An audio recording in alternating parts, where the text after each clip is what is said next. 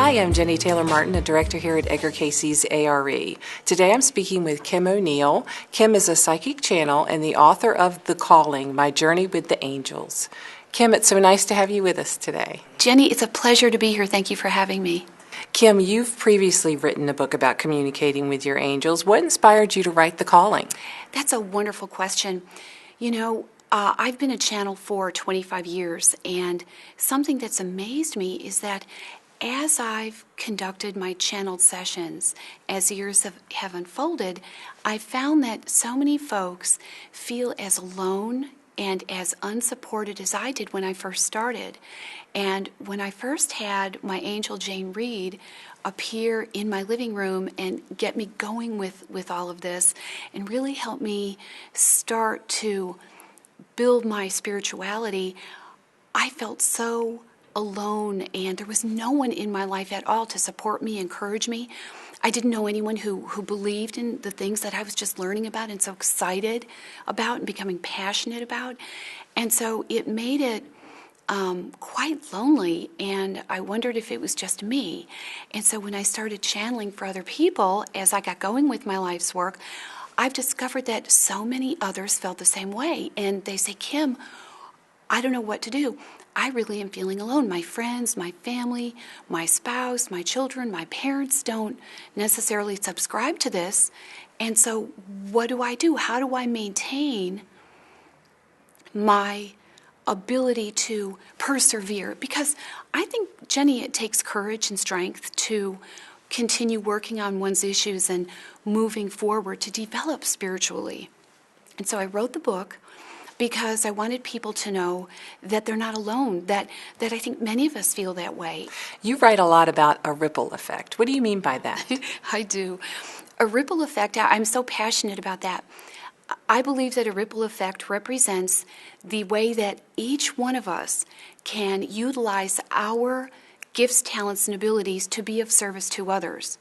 And some of us are capable of a ripple effect that can be felt within our families, and some folks have a ripple effect that can be felt in their communities, and yet other people, of course, are here to conduct world service, which is conducting a ripple effect worldwide.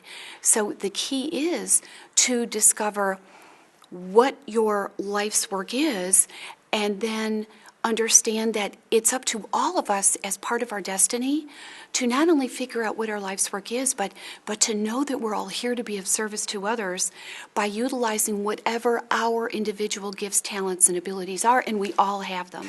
How can angels help us achieve our own ripple effect? Well, we really need our guardian angels to help us in that regard because, of course, we can have an awareness of what we're here on the earthly plane to do, what our life's work is, which is a huge part of our destiny. But we then are in a position to wonder, well, then how do I do it? I know what it is, but how do I do it? And where do I do it? And when do I do it? And I found that if we can get information from our guardian angels who can give us pragmatic, specific information about what we're supposed to do and when we're supposed to do it, really specific, then we're able to start our lives really moving forward. We don't have any more of the confusion or the feeling of stagnation where we wonder, is this all I'm ever going to have? Is this all I'm ever going to be? Also, Jenny, it allows us to know what we have to look forward to, which is so important, I find. And whenever I conduct a private session, I always like to let folks know, would you like to know where you're headed in the future? Beyond what you're asking about, because if someone is not already in their life's work, they want to know, well, how can I move things forward? Is this all I'm ever going to have? I don't know how to move forward if I just had someone tell me.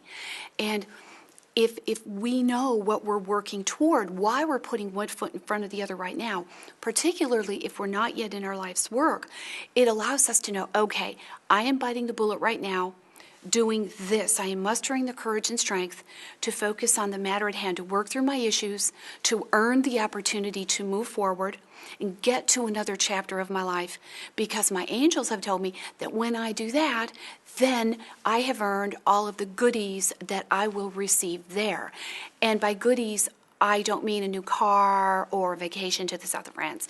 I'm talking about the knowingness that one is in the process of reaching one's full potential and utilizing one's gifts, talents, and abilities in service to others. And I believe that's the secret of happiness, figuring out what we're here to do, figuring out when the heck to do it, and mustering the courage to do that and be that, and to feel that incredible sense of knowing that you're of service, even to one other person, and to know that time here is not just wasted. How can one communicate with their angels? I believe we all interact in a different way, and I've been teaching channeling for about 20 years now, and we all interact in a little bit of a different way. We can hear them telepathically inside of our head, which feels like we're talking to ourselves. A lot of folks then have the question, well, how do I know it's really them and it's not head talk? And it's a matter of allowing the relationship to unfold on a day-to-day basis. So if someone is listening right now and they say, well, wait a minute, didn't Kim say that our guardian angels will just tell us? Well, what do you mean? They'll just blah, blah, blah? Well, they can, or sometimes they will speak with us telepathically, or they'll give us signs or clues about our life and what they feel we're ready for on a day-to-day basis as each day unfolds. So I go back to the eating the elephant, you do it one bite at a time. As we develop a relationship with our angels by simply sitting down, this is what I recommend, with a notebook and a pen. I'm old school. I'm not so crazy about the computer because that starts engaging the brain, and that isn't what we want to do. We want to keep the brain as turned off as possible.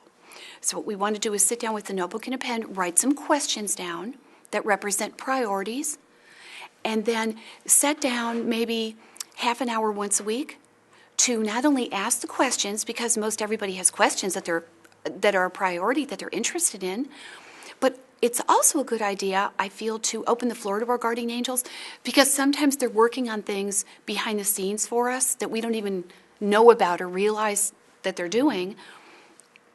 And there may be some questions that are begging to be asked, but we don't understand what they are, we don't know what they are, and they can prompt us. And so it's when someone starts the channeling process and they sit down, it's as simple as sitting with a notebook and a pen. We all have guardian angels that are just yearning to present information to us, and it's just a matter of us hearing them, because they're talking. So when I have people say to me in workshops or in my sessions, they're not talking to me and I don't hear them, what I do is help them learn how to better listen. Whenever we are asking for information, angelic information, what we receive at the time is what we're meant to have, period. Sometimes people will say, well, I only got one word. Well, did you ask a yes or no question? Yes. So there you are. You could ask other questions, but whatever we receive at the time is what we're meant to have. And so we all receive channel information in a different way, but we are all receiving it nonetheless. And I found, Jenny, the more we practice, the more we build our ability to pick up on them tangibly. A lot of people say, I want my angel to materialize like John Reed materialized for you. I say, ask them. Ask them. We have a working relationship with them. We work together as a team, and their greatest goal, their greatest wish, they've devoted their time to helping us on the earthly plane figure out who the heck we are and what we're supposed to be doing and how and when to get on track and how we can move forward as quickly as possible to accomplish as much as possible. Sometimes when I've talked to people and they have they discover what their life's work is, and they say, oh, this is what I'm here to do. Yes, it resonates inside of me. I'm so excited, and oh my gosh, I'm 30, 40, 50, 60, 70, 80, whatever they happen to be. Well, I only have 10, 20, 30, 40, 50 years left in which to do it. It's like, But now you have your angels to help you speed up what you're here to do. And so you're able to reach as many people as possible with the work that you're here to conduct. And I've also found that our angels will prompt us to do something when they know that we're ready to do it and not before.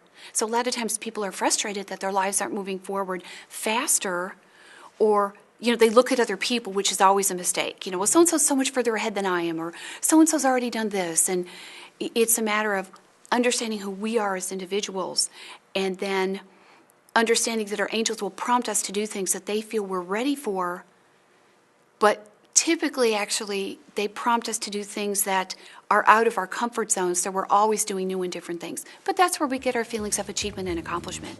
Kim, you've written a fascinating book, and it's been such a pleasure to talk to you today. Thank you very much. Thank you for having me. The Calling, My Journey with the Angels by Kim O'Neill is published by Fourth Dimension Press, an imprint of A.R.E. Press, and is available at arecatalog.com.